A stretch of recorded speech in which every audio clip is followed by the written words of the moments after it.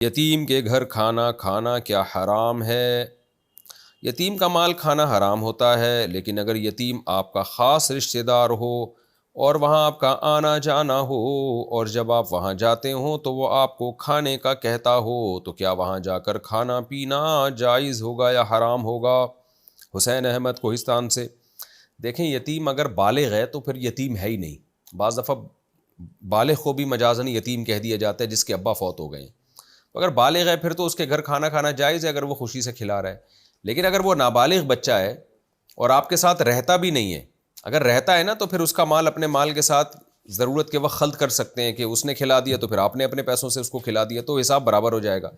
لیکن اگر وہ الگ رہتا ہے تو پھر وہ اپنے مال سے اگر آپ کو کھلاتا ہے تو آپ کے لیے کھانا جائز نہیں ہے۔ وجہ اس کی یہ کہ جو نابالغ بچہ ہے نا، وہ شریعت میں اپنا مال صدقہ نہیں کر سکتا۔ صدقہ جس کو دے گا تو اس کے لیے لینا حرام ہے۔ تو اور اگر وہ بہت اصرار کر رہا ہے آپ کو کھانا کھلانے پر، تو اور آپ کو خطرہ ہے کہ دل ٹوٹ جائے گا کھانا کھائے بغیر ہم گئے، تو پھر آپ کھانا کھائیں اور کسی ہدیے کے نام پہ نا اس کو وہ رقم لوٹا دیں۔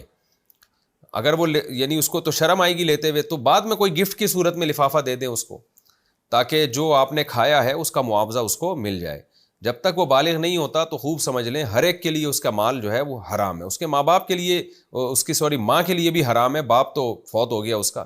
ماں کے لیے بھی جب حرام ہے تو اور کسی اور کے لیے کہاں سے جائز ہوگا؟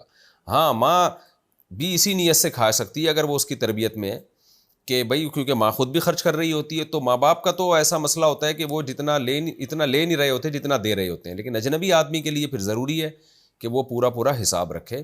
لہٰذا اگر دیکھا ہے کہ یتیم کا مال آپ نے کچھ کھا لیا تو آپ اتنے پیسے اس کو ہدیے کے نام پہ ٹرانسفر کر دیں یا لفافے میں ڈال کے بعد میں دے دیں، عین اسی موقع پہ نہ دیں ورنہ اس کی بے عزتی ہوگی کہ میری دعوت کی مجھے قیمت دے رہے ہیں۔ بعد میں اس کو کوئی گفٹ کی صورت میں دے دیں کہ بھئی یہ میں آپ کو گفٹ دینا چاہتا ہوں، تاکہ اس کو احساس نہ ہو، وہ یہ نہ سمجھے کہ میرے کھانے کے پیسے واپس کر رہے ہیں۔